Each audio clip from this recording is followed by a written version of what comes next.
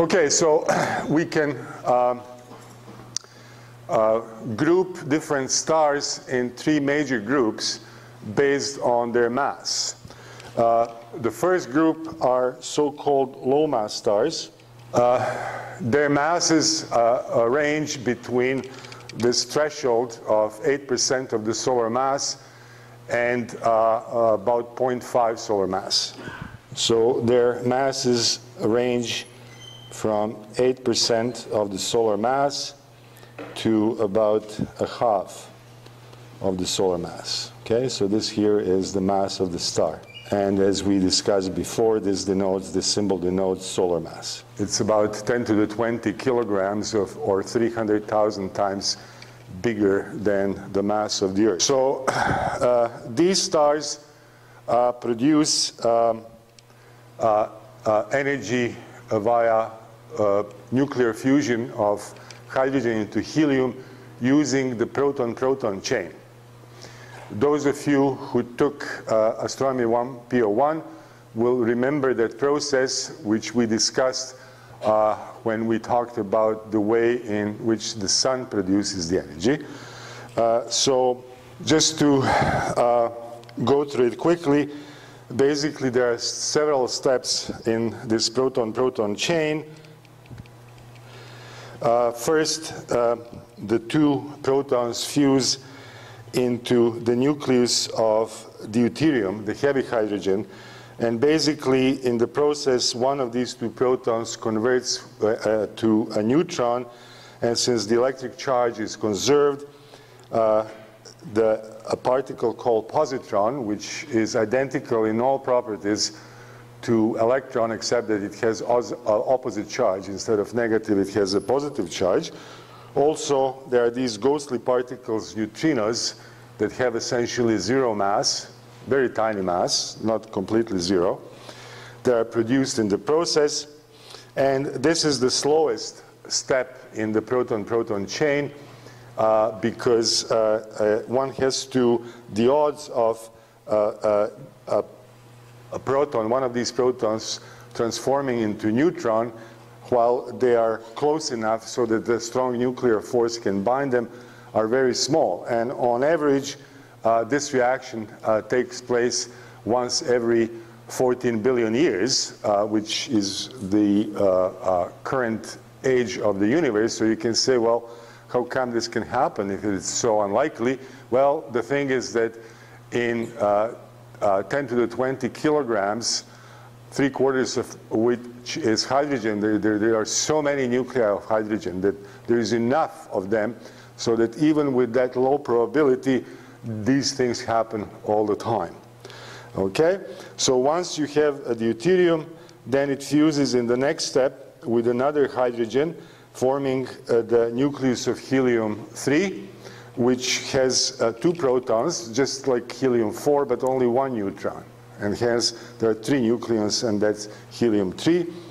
And then it fuses, that helium-3 fuses with another nucleus of hydrogen to form helium-4. In the process, two hydrogens are released back so that they can participate in the fusion reaction. So look what has happened.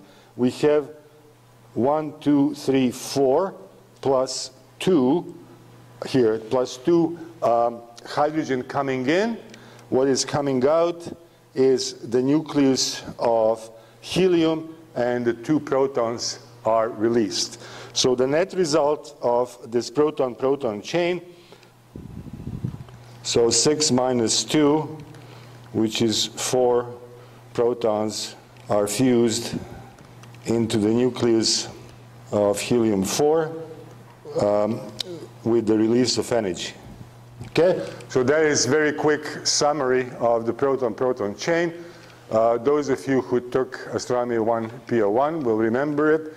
Those of you who have not taken the course and kind of are slightly puzzled as to what is going on here, I advise you to go to the textbook, look up in the index proton-proton chain, and read more about it.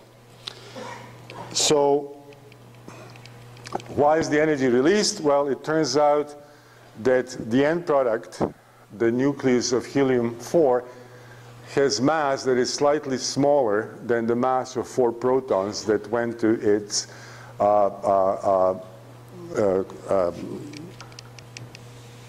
makeup, right?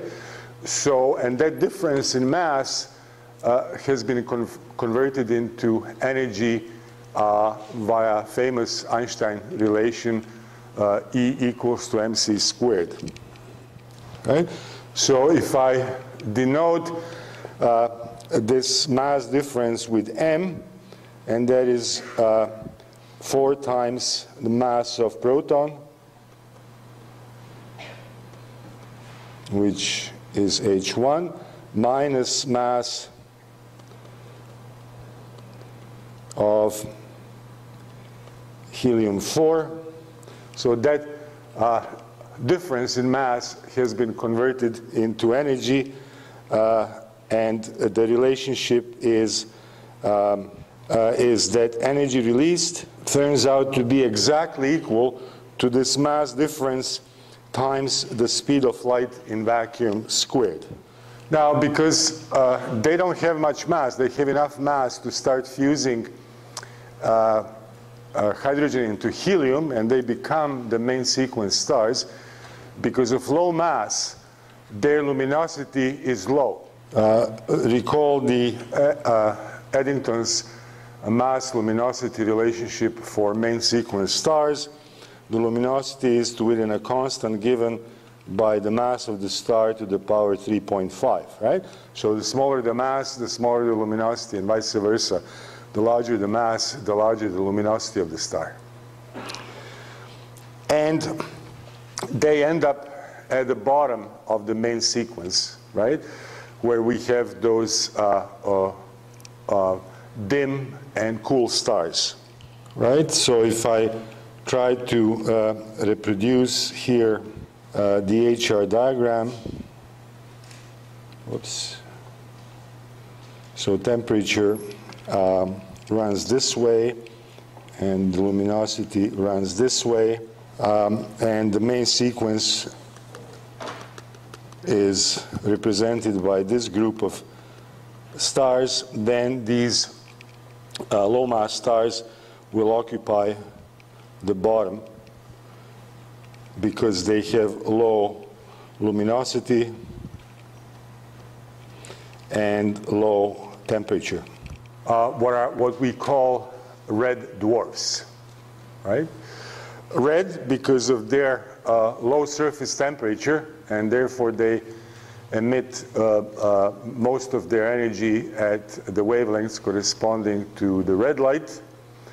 And dwarfs because they are small in size. If you recall the Stefan Boltzmann's law that relates the star's luminosity, we have some universal constant here, to its surface area, which is proportional to the radius squared of the star, and the temperature to the 4th power. Here, because both the surface temperature is low and the radius is small, they are small mass objects, they will result in a low luminosity.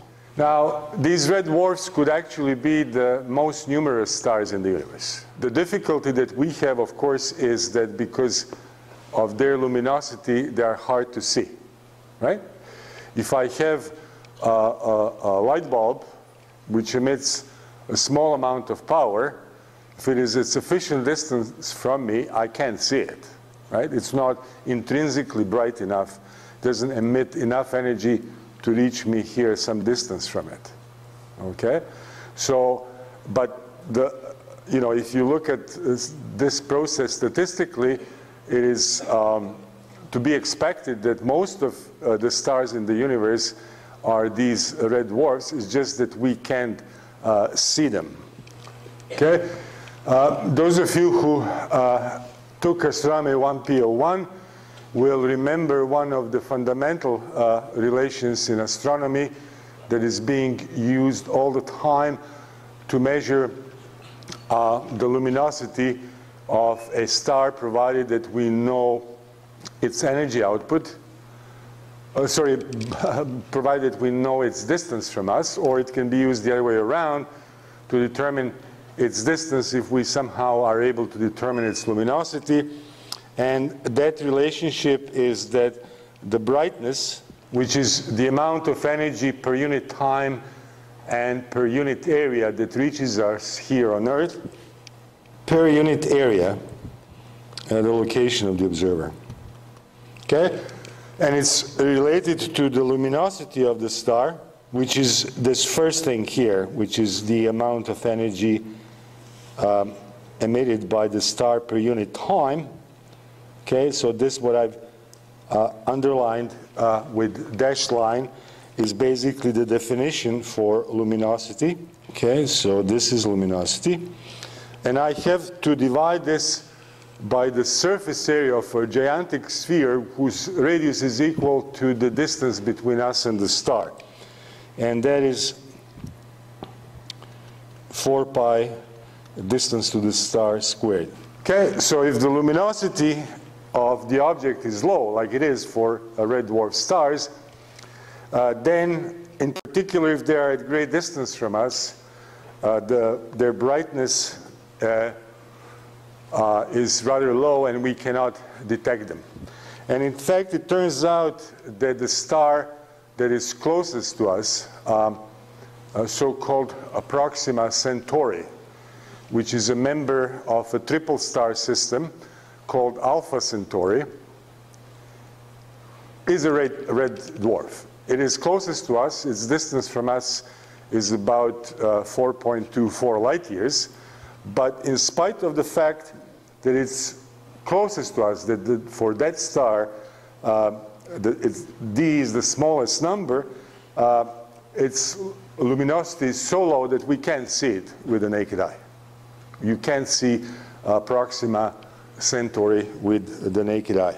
So it takes about 4¼ years for its light to reach us here from that distance. That's what the yardstick of light year means, right? It takes light that is emitted by Proxima Centauri 4.24 years to reach us here. Okay, and as I emphasized in Astronomy 1P01, the greater the distance, the longer is the look-back time, right? When you see a star,